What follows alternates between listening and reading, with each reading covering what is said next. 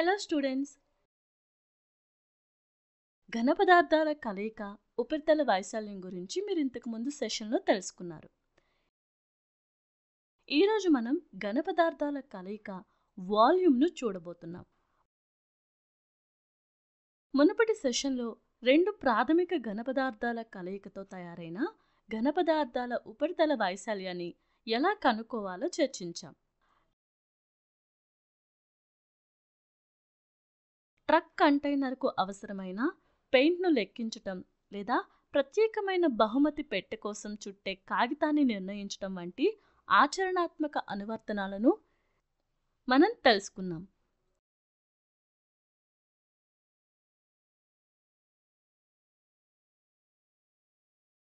ఇప్పుడు వాల్యూమ్ కలయికతో కూడిన దృష్టాంతాన్ని పరిశీలిద్దాం. ఇక్కడ ఒక వస్తువు ఉంచగల స్థలాన్ని అర్థం చేసుకోవటం చాలా కీలకం.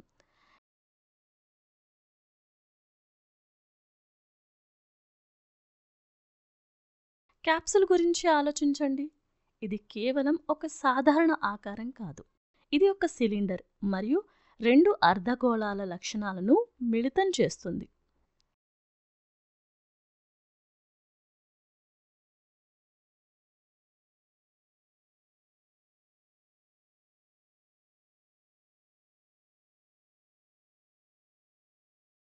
ఇది ఎంత ఔషధాన్ని కలిగి ఉంటుందో గుర్తించటానికి మనం ఈ ఆకృతుల మిశ్రమ వాల్యూమ్ని లెక్కించాలి. ఆర్కిటెక్ట్లు భవనాలను డిజైన్ చేయటం మరియు ఇంజనీర్లు వాల్యూమ్లను కలపటం ద్వారా నిర్మాణాలను రూపొందించినట్లుగానే వాస్తవ ప్రపంచ సమస్యలను పరిష్కరించడానికి మనం వాల్యూమ్లను కలపటం నేర్చుకుంటాం. శిక్షణా లక్ష్యాలు. ఈ పాఠం పూర్తయిన తరువాత మీరు వీటిని గమనించగలరు. సంక్లిష్టమైన త్రిమితీయ ఆకృతులను సరళమైన భాగాలుగా విభజించి వాటి మిశ్రమ వాల్యూమ్ల గణనను సులభతరం చేస్తుంది.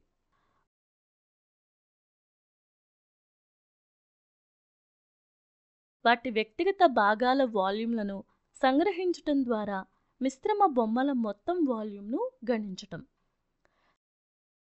స్థల వినియోగాన్ని ఆప్టిమైజ్ చేయటానికి కంటైనర్ డిజైన్, ఆర్కిటెక్చర్ మరియు ఇంజనీరింగ్తో సహా నిజ జీవిత పరిస్థితులకు వాల్యూమ్ని లెక్కించటాన్ని నేర్చుకుంటారు. కీలక పదాలు: సంపుటాల కలయిక, క్లిష్టమైన ఆకారాలు, అసెంబ్లీ, వేరుచేయటం, భాగం ఆకారం. ఇప్పుడు మనం ఒక సమస్యని పరిష్కరిద్దాం. చెక్కతో చేసిన పెన్ స్టాండ్ పెన్నులను పట్టుకోవటానికి 4 శంఖాకార డిప్రెషన్లతో క్యూబాయిడ్ ఆకారంలో ఉంటుంది. క్యూబాయిడ్ యొక్క కొలతలు 15 సెంటీమీటర్స్, 10 సెంటీమీటర్స్, 3.5 సెంటీమీటర్స్. ప్రతి డిప్రెషన్ యొక్క వ్యాసార్థం 0.5 సెంటీమీటర్స్, లోతు 1.4 సెంటీమీటర్స్. మొత్తం స్టాండ్లో కలప పరిమాణాన్ని కనుక్కోండి.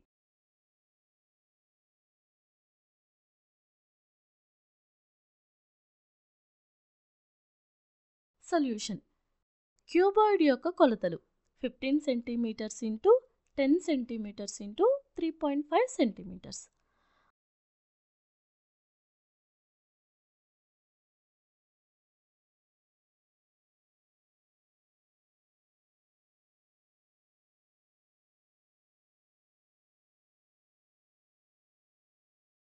మాధ్యం యొక్క వ్యాసార్థం అంటే cone is equal to 0.5 centimetres.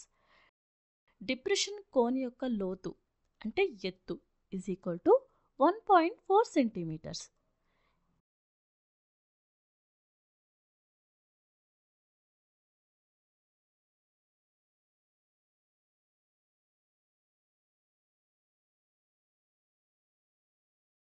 ఈ ప్రశ్నలో డిప్రెషన్ తర్వాత మొత్తం కలప పరిమాణాన్ని కనుక్కోమని కోరారు. కాబట్టి కలప పరిమాణాన్ని పొందటానికి మనం డిప్రెషన్ కోన్ వాల్యూమ్ను తీసేయాలి. ఘనపరిమాణం is equal to L into B into H అని మనకు తెలుసు.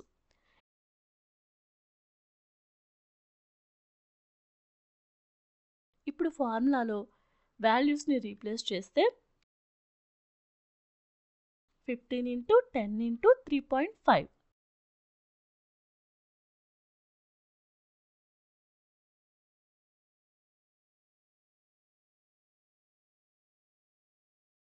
Total 525 centimetres. ఘనపరిమాణం 525. ఇప్పుడు మాంద్యం యొక్క వాల్యూమ్ను కనుక్కోవాలి. మనం ఇక్కడ 4 అదే కొలతలు కలిగిన డిప్రెషన్ని కలిగి ఉన్నాం.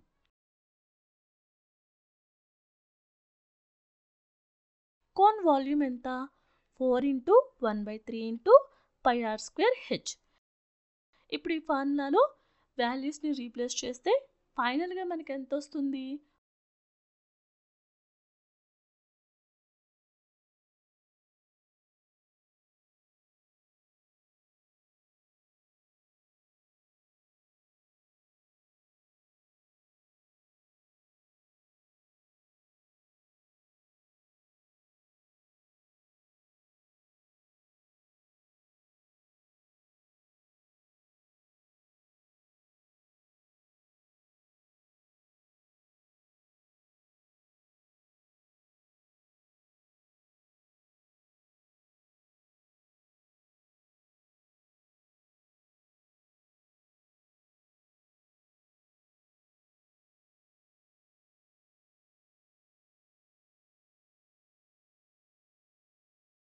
అందువల్ల చెక్కలో 4 డిప్రెషన్ల volume is equal to 1.46 centimetres.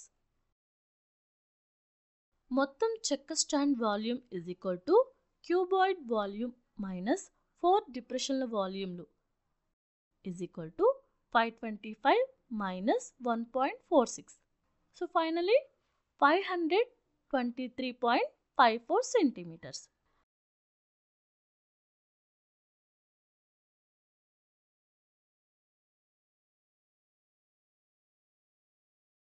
మనం ఇప్పుడు ఇంకో సమస్యని పరిష్కరిద్దాం. ఒక ఘన ఇనుప స్తంభం ఎత్తు 220 సెంటీమీటర్లు, బేస్ వ్యాసం 24 సెంటీమీటర్లున్న సిలిండర్ను కలిగి ఉంటుంది. ఇది 60 సెంటీమీటర్స్ ఎత్తు, 8 సెంటీమీటర్స్ వ్యాసార్థం కలిగిన మరొక సిలిండర్తో అధిగమించబడుతుంది. పోల్ యొక్క ద్రవ్యరాశిని కనుక్కోండి. 1 సెంటీమీటర్ ఉన్న 3 ఇనుము సుమారు 8 గ్రాముల ద్రవ్యరాశిని కలిగి ఉంటుంది. ఈ ప్రశ్నలో వారు పోల్ యొక్క ద్రవ్యరాశిని కనుక్కోమన్నారు. కాబట్టి ఈ సందర్భంలో మనం ప్రతి సిలిండర్ యొక్క వాల్యూమ్ని కనుక్కొని పోల్ యొక్క మొత్తం ద్రవ్యరాశిని పొందటానికి 2 సిలిండర్ల వాల్యూమ్ని జోడించాలి.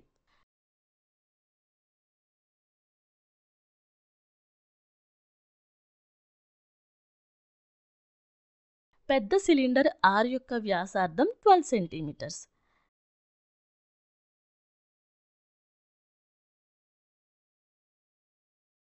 పెద్ద సిలిండర్ యొక్క ఎత్తు h = 220 సెంటీమీటర్స్. చిన్న సిలిండర్ R వ్యాసార్థం 8 సెంటీమీటర్స్.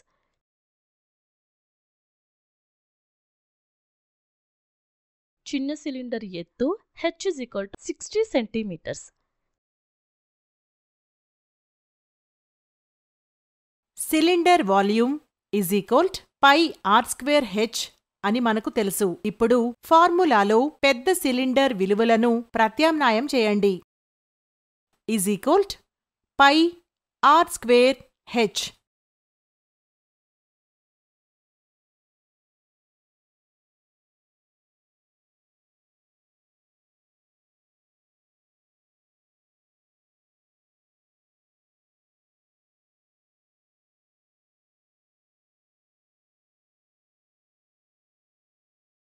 $99,475.2 సెంటీమీటర్స్.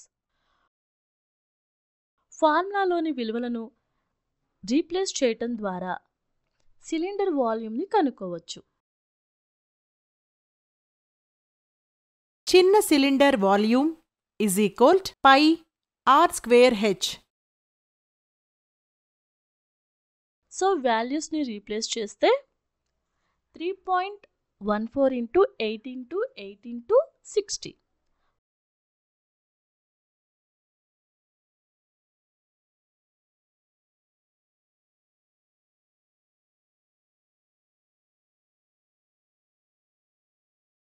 Finally, 12,057.6 centimeters.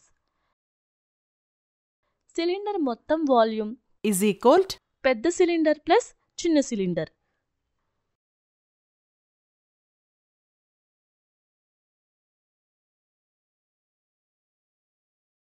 ఈ టూ వాల్యూస్ని ఎడిషన్ చేస్తే 1,11,532.8 సెంటీమీటర్స్ క్యూబ్.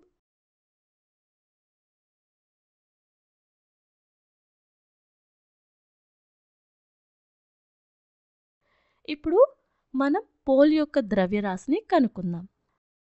1 సెంటీమీటర్ క్యూబ్ ఇనుప స్తంభం 8 గ్రాములు కలిగి ఉంటుంది. 1 సెంటీమీటర్ 8 గ్రామ్స్ అయితే 1,11,532.8కి ఎంత? సో ఇప్పుడు క్రాస్ మల్టిప్లికేషన్ చేస్తే ఫైనల్గా మొత్తం ద్రవ్యరాశి ఎంత వస్తుంది? 892.2624 kgs.